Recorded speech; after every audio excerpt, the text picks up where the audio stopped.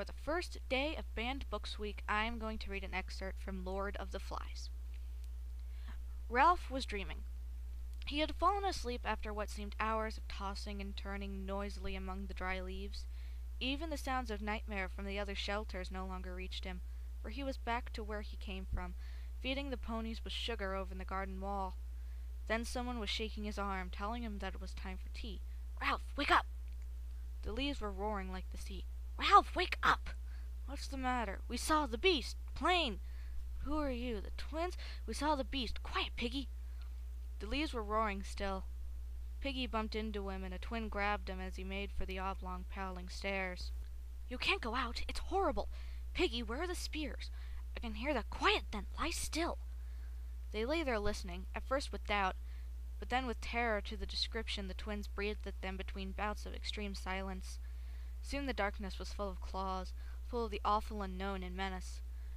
An interminable dawn faded the stars out, and at last light, sad and gray, filtered into the shelter.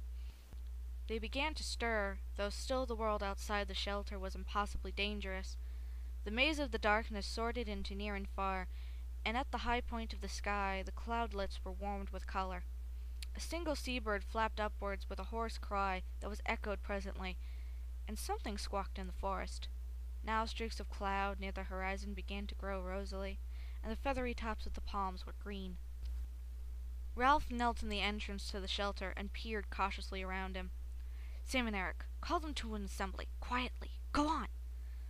The twins, holding tremendously to each other, dared the few yards to the next shelter and spread the dreadful news.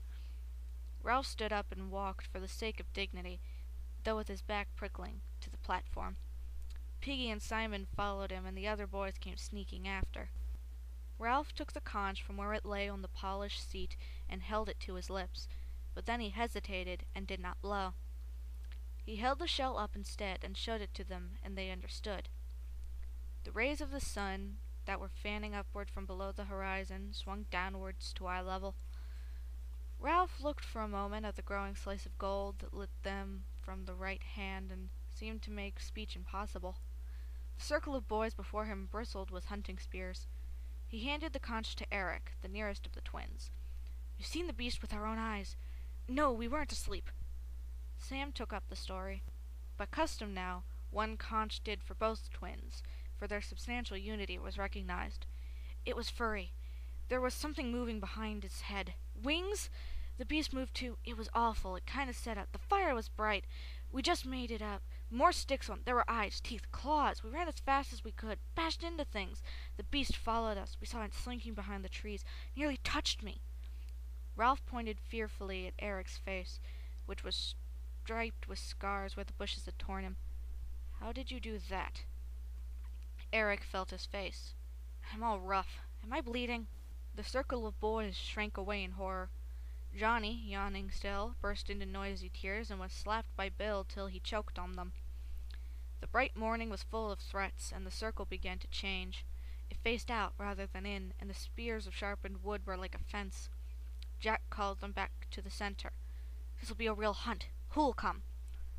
Ralph moved impatiently. "These spears are made of wood. Don't be silly."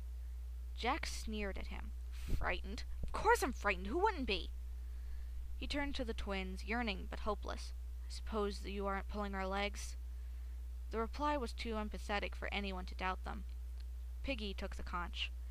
"Couldn't we kind of stay here? Maybe the beast won't come near us."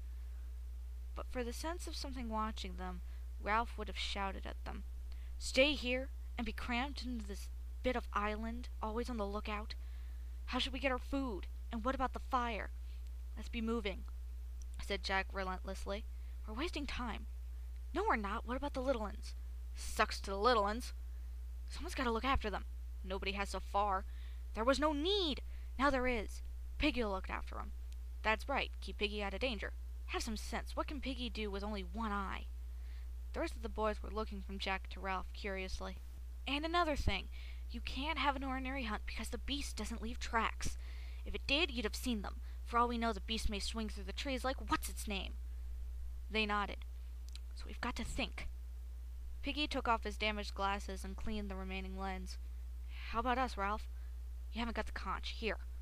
I mean, how about us? Suppose the beast comes when you're all away. I can't see proper, and if I get scared... Jack broke in contemptuously. You're always scared. I got the conch. Conch! Conch! Shouted Jack. We don't need the conch anymore. We know who ought to say things. What good did Simon do speaking? Or Bill? Or Walter? It's time some people knew that they've got to keep quiet and leave deciding things to the rest of us. Ralph could no longer ignore his speech. The blood was hot in his cheeks. You haven't got the conch, he said. Sit down. Jack's face went so white the freckles showed as clear brown flecks. He licked his lips and remained standing. It's a hunter's job. The rest of the boys waited intently. Piggy, finding himself uncomfortably embroiled, slid the conch to Ralph's knees and sat down. The silence grew oppressive, and Piggy held his breath. This is more than a hunter's job, said Ralph at last, because you can't track the beast. Don't you want to be rescued? He turned to the assembly. Don't you all want to be rescued? He looked back at Jack.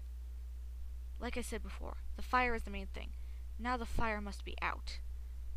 The old exasperation saved him and gave him the energy to attack. Hasn't anyone got any sense? We've got to relight that fire. You never thought of that, Jack, did you? Or don't any of you want to be rescued? Yes, they wanted to be rescued. There was no doubt about that. And with a violent swing to Ralph's side, the crisis passed. Piggy let out his breath with a gasp, reaching for it again and failed. He lay against a log, his mouth gaping, blue shadows creeping round lips. Nobody minded him. Now think, Jack, is there anywhere on the island you haven't been? Unwillingly, Jack answered. There's only... But of course! You remember? The tail end part, where the rocks are piled up? I've been near there. The rocks make a sort of bridge. There's only one way up. And the thing might live there. All the assembly talked at once. Quite. All right. That's where we'll look. If the beast isn't there, we'll go up the mountain and look, and light the fire. Let's go. We'll eat first, then go. Ralph paused. We'd better take spears.